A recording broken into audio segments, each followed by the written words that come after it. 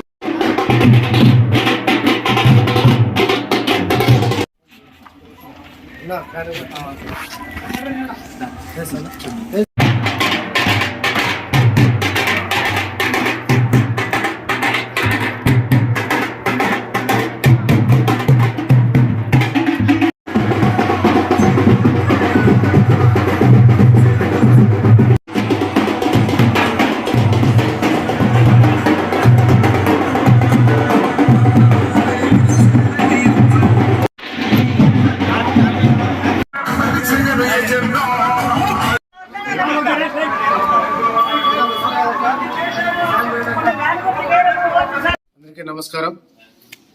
ప్రధానంగా ఈరోజు సింగనమల నియోజకవర్గంలోని నార్పల మండలంలో దుర్గం నుంచి సిద్రాచెర్ల, బోయికొట్టాల, మాలవన్లపల్లి మీదుగా బండ్లపల్లికి చేరుకొని ఇక్కడ ప్రచారం నిర్వహించి ఇక్కడ బండ్లపల్లిలోని పల్లెనిద్ర కార్యక్రమం చేయడం జరుగుతుంది.